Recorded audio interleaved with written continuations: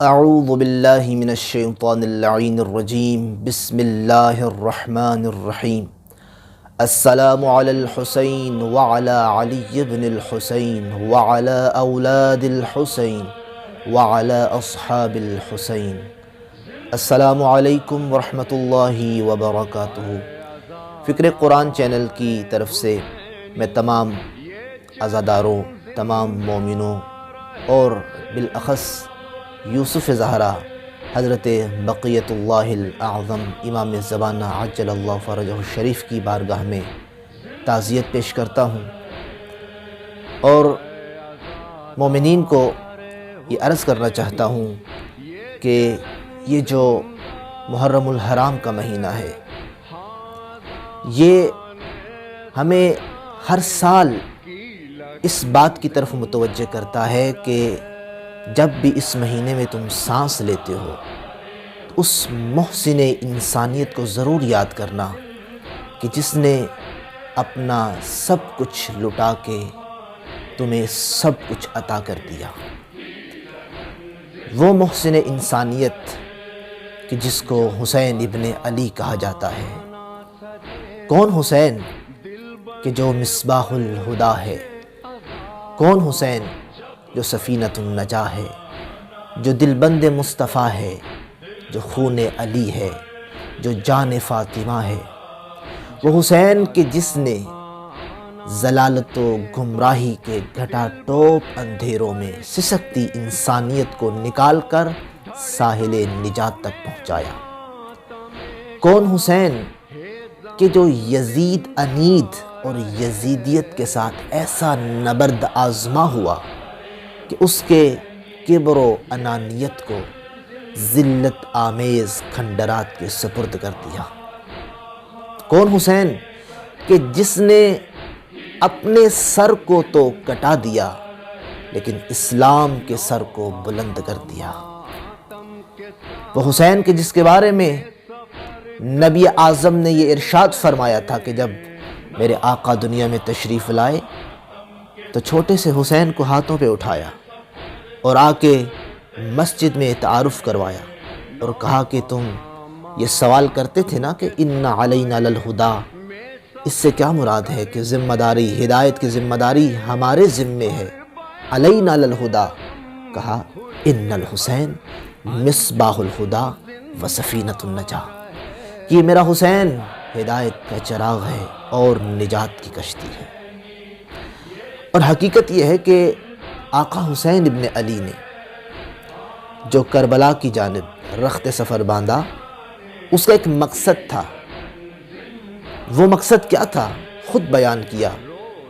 کوئی یہ نہ سوچے کہ نعوذ باللہ کربلا کے طرف جو میرے آقا گئے یہ بے مقصد گئے، حکومت کی وجہ سے گئے، نہ، اسی وجہ سے محمد حنفیہ کو جو میرے آقا نے جملے ارشاد فرمائے تھے کہ انی لم اخرج عشرا ولا بطرا ولا ظالما ولا مفسدا۔ اے محمد حنفیہ، حسین اس وجہ سے نہیں جا رہا کربلا کہ وہ کوئی حکومت کو طلب کرے، مال و دولت کو طلب کرے۔ حسین کا مقصد ارض خدا میں دنگا فساد نہیں ہے، حکومت کو طلب کرنا نہیں ہے۔ وَإِنَّمَا خَرَجْتُ لِطَلَبِ الْإِصْلَاحِ فِي أُمَّةِ جَدِّ رسول اللہ، اگر حسین کربلا کی جانب جا رہا ہے تو فقط اپنے نانا کی امت کی اصلاح کرنے جا رہا ہے۔ میرا سوال یہ ہے کہ یہ نماز تو پڑھتے تھے، یہ حج تو ادا کرتے تھے، یہ زکوٰۃ تو دیتے تھے، پھر میرے مولا کس چیز کی ہدایت کرنا چاہتے تھے؟ حقیقت میں ہدایت اس چیز کی تھی، نماز تو پڑھتے تھے لیکن نماز کو پہچانتے نہیں تھے، حج تو کرنے جاتے تھے لیکن وارث کعبہ کو نہیں پہچانتے تھے، یہ زکوٰۃ تو دیتے ہوں گے لیکن معرفت کے ساتھ زکوٰۃ نہ دیتے تھے۔ امامت کی پہچان کروانے کربلا کی طرف گئے۔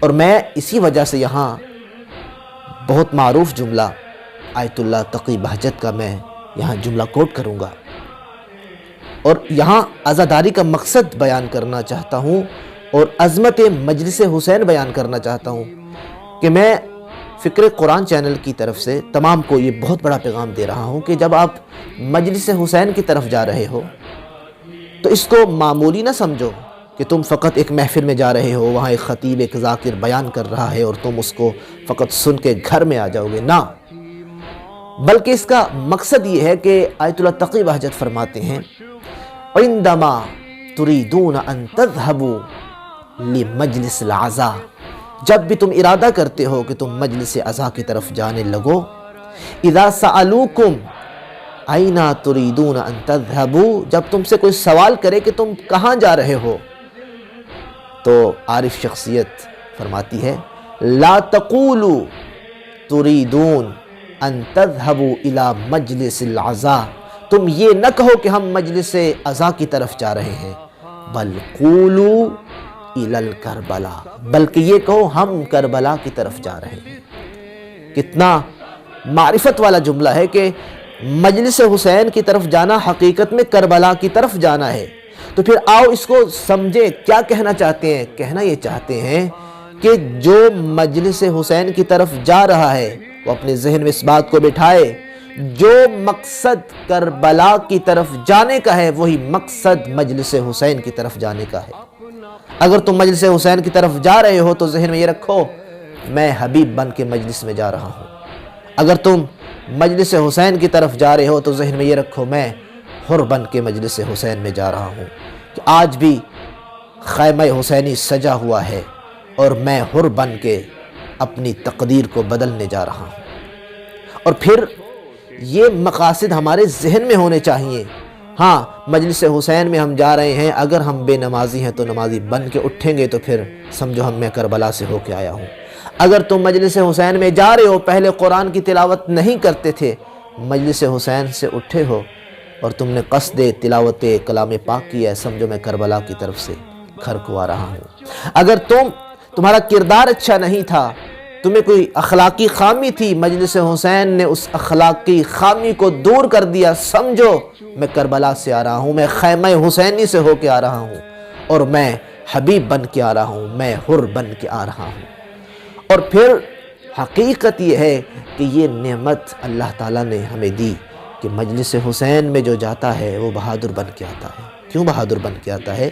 کیونکہ کربلا میں بھی ہر شخصیت بہادر تھی، علی اصغر بہادر تھے، علی اکبر بہادر تھے۔ یہ شجاعت کا ورثہ ہمیں کربلا سے ملا ہے، اور یہی وجہ ہے کہ صدیاں گزر گئی، مجالس کو بند کرو، جلوس عزا کو بند کرو، اس ذکر پہ پابندی لگا دو، لیکن حقیقت یہ ہے کہ ہم کہتے ہیں کہ وفا کی راہ میں تلوار بن کے بولیں گے، شعور میثم تمار بن کے بولیں گے، اور خلاف مجلس و ماتم اگر کسی نے کہا قسم حسین کی مختار بن کے بولیں گے، قسم حسین کی مختار بن کے بولیں گے۔